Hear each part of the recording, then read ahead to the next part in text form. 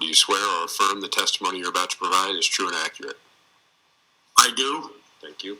Mr. Jorde? Yes, sir, Brian Jorde here. Can you please state your name? My name is James Fetrow.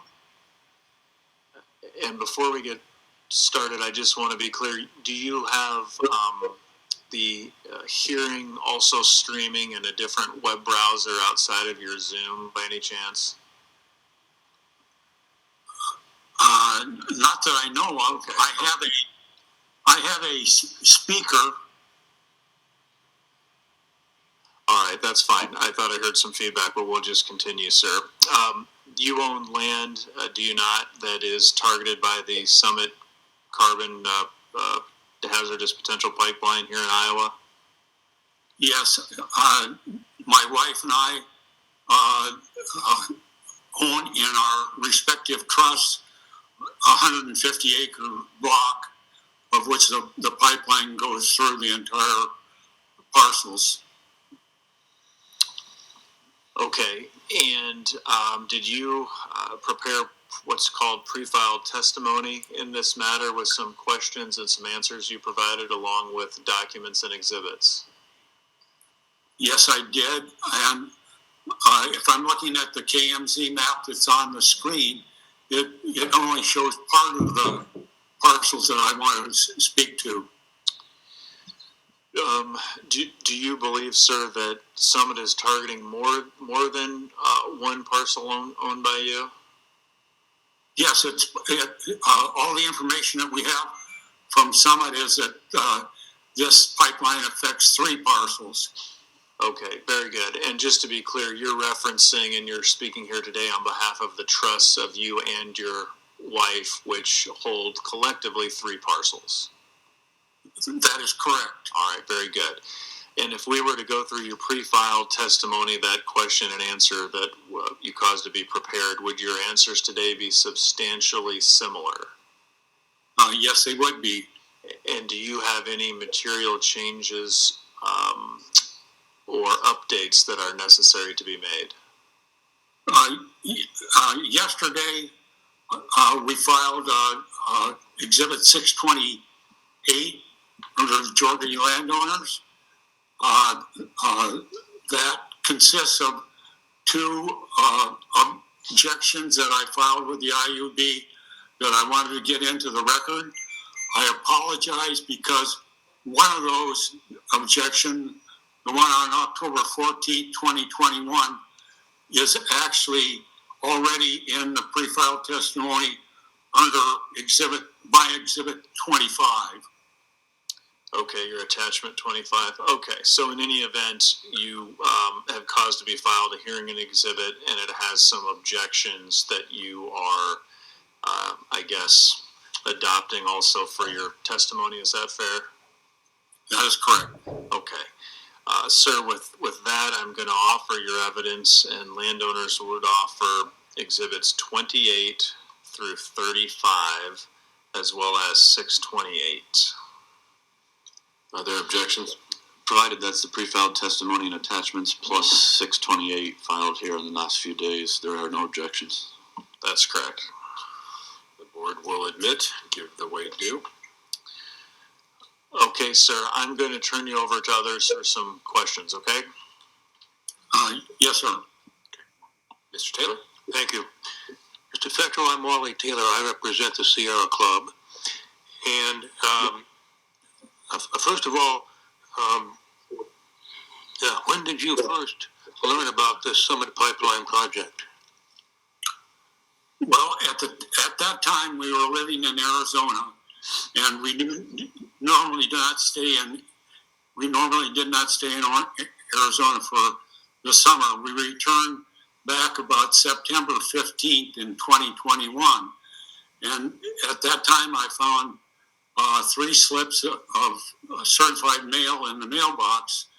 I went to the post office the next day, and I received the first information from Summit Carbon Solutions about the pipeline crossing our land and all the supporting information, and informing of us of an informational meeting which was going to be held, I think, on September 20 in Mason City. Well, we're some 2,000 miles away, so I quick gathered material, made copies, sent them overnight to my tenant who lives in the Mason City area, and he attended the informational meeting. He reported back to me, and I also attended the Zoom meeting that the IUB sponsored on October 12th of 2021. That Zoom meeting, was that the informational meeting that was held for anybody who wanted to join the Zoom meeting? Yes, it was. Yeah. Okay. Do you recall if you made any comments at that Zoom meeting?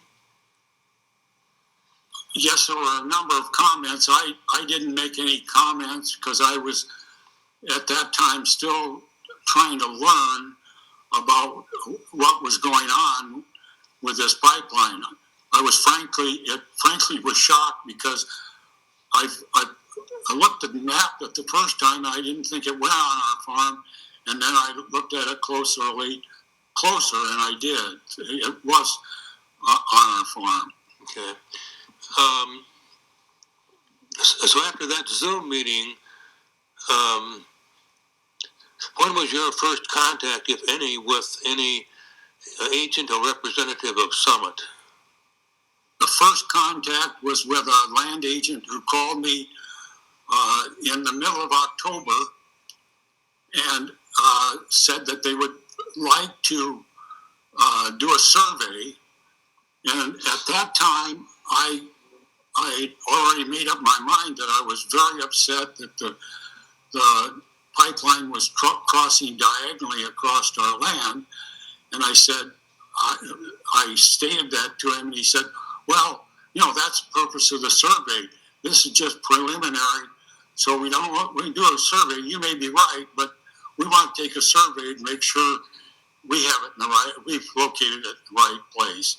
So on that basis, I agreed to go ahead and have them do the survey, and I gave him the information and telephone number of our tenant because I said I didn't want a survey done until the crop was removed.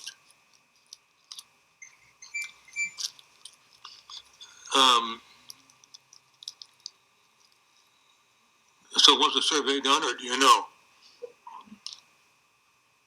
Yes, the survey was done. Yeah.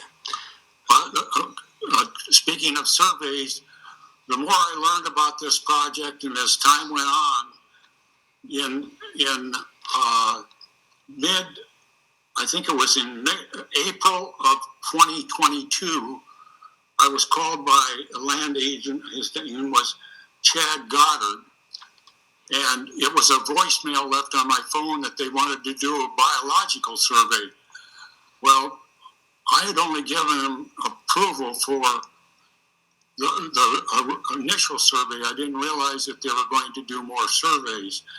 So at that time, I called his number back and said that I was withdrawing my approval for any further surveys, and he then called me back, and I restated that and told him that I didn't want a survey done because I was not going to sign an easement. Okay. Did you ever receive a written notice of requesting a survey? Yes, I did, and I refused it, and I think they waited the 10 days and did the survey anyway. So after that discussion about the survey, did you ever meet with Summit land agents or representatives about an easement or about the location of the route on your property? No, I think because I was so far away, they tried to contact by telephone, but there was never any real personal type of contact as far as any setting up any traveling to Arizona, set up any meeting or anything of that nature. In fact, if you look at the in the docket, I think in July, Summit filed contact reports. It shows in there that they contacted me 21 times. Well, that's completely overblown, because if you look at it closely, what they did, they contacted us 7 times, and then they multiplied it by the number of parcels, which is 3, to come out with 21 contacts. Did you ever work with your tenant in trying to deal with Summit? No, I did not, because I purposely didn't want my tenant to get involved. He has gone through enough tragedy, he and his wife, the last 2 years. They've lost 2 adult children to cancer, and one just recently, and I didn't want to saddle him with any worries about this pipeline. Sure. On the screen, do you see what we call the KMZ map? Yes, I do. And the red portion is alleged to be your property. Does that look accurate? Yes, it does look accurate. Okay. And the white diagonal line is purported to be the Summit pipeline route. Is that where you understand the route would be? Yes, I do. Okay. Did you ever have any information that there was perhaps a different route at one time? Not that I know of. The initial papers, the initial maps that I received from Summit, and the last ones that I received on the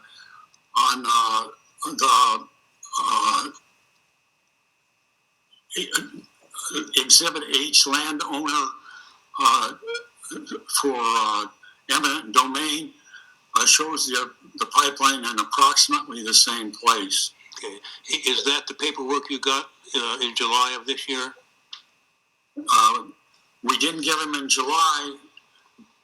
Summit never bothered to check our address. We moved in July of 2022 to Michigan. At that time, I immediately notified the auditor and the tax office in Mason City so that they had our correct name and mailing address on the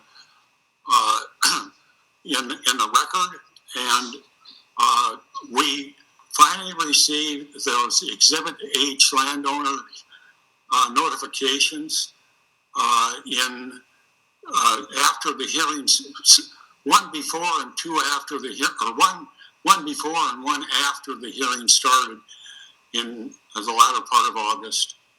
Do you know why you got 2 of them? Well, one was addressed to my wife's wife as a trustee of her portion of this property, and mine was as a trustee to the remaining part. Okay, maybe I should have asked you at the outset, how is this property owned between you and your wife? If you look up at the 40-acre section in the upper left-hand corner, which would be the northwest, right, that is in my trust. If you look at the 80 acres to the left, which are 2 40-acre sections, those are in my wife. Those are in my wife. I'm sorry? Is that on the east side? That'd be on the east side, yes.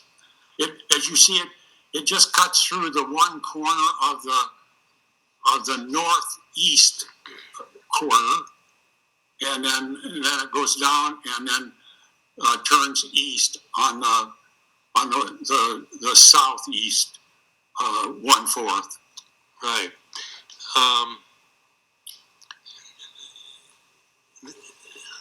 In the middle of the parcels, there's a horizontal, lighter colored area. What is that? I have no idea. This might have been taken. There was some limited tillage done or some limited harvest done, but that doesn't show up on any of the other maps. Okay.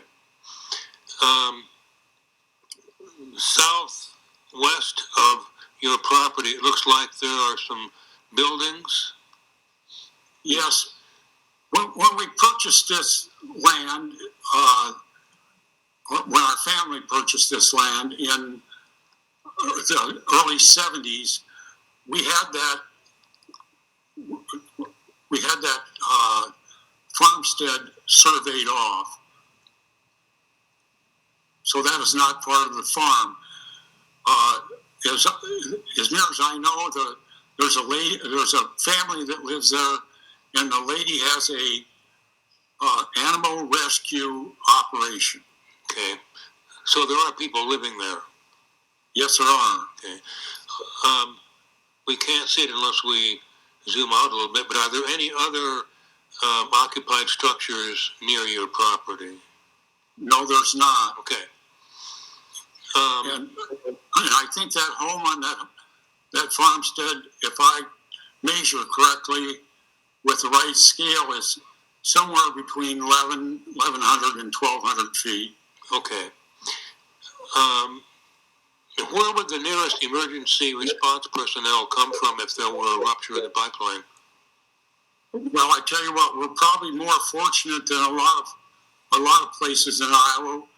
We're about 8.6 miles to the Mason City Fire Station, which is a professional station. There's also a hazmat station in Mason City. Okay. Do I understand correctly that you have a background in agronomy? That is correct. Can you tell us what that is? Yes, I have a bachelor's degree in agronomy from Iowa State University in 1961. And has it been part of your professional career? Yes, it has. Although, even though I took a lot of soil courses in college, I did not specialize that in my career. I was more involved in crop production and seed production. Yeah. But I also had some practicing knowledge of soils. Okay. So, in conjunction with your tenant, have you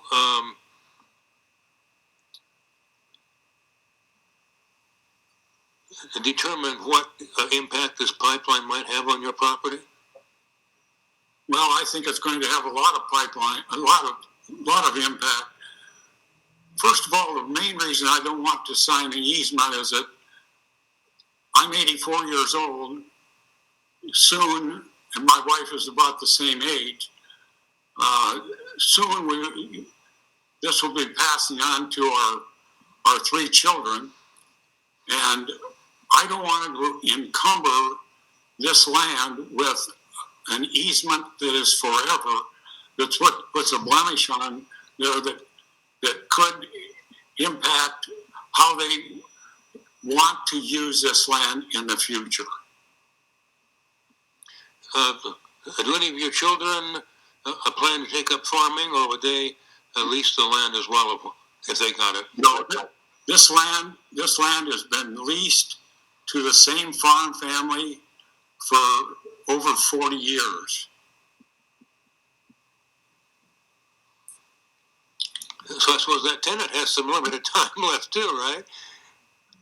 I'm sorry? So I assume your tenant has some limited time left in leasing that property too. Well, this is a second generation tenant family. I see. The original, it was a father-son operation. The father has passed. The son is now the tenant.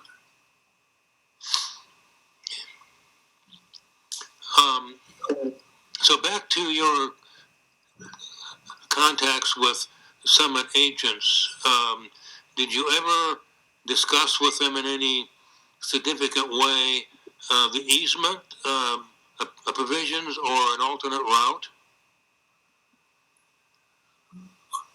I have maintained since I filed the objection in October 14th, 2021, that I was not happy with the diagonal crossing of this land. I had, even at that time, I had described verbally an alternate route. As time went on, and it was on November 23rd, 2021, I received a packet in the mail of the easement and the information as far as a one-time payment is concerned, and with a number of pink and green slips on it, just said, sign here. Very, very presumptuous. And when I read through the easement and saw how one-sided it was, there is no way that I could agree to the terms and conditions of that easement. Did you ever discuss an alternate route with anybody from Summit? No, but as far as if they read the docket, and they read my objection, they would know that. Did you propose an alternate route in your comments? I did. I did in originally in my objection on October 14th, 2021. And it is also part of my pre-filed testimony. And you never got any response back from Summit regarding that? No. Okay.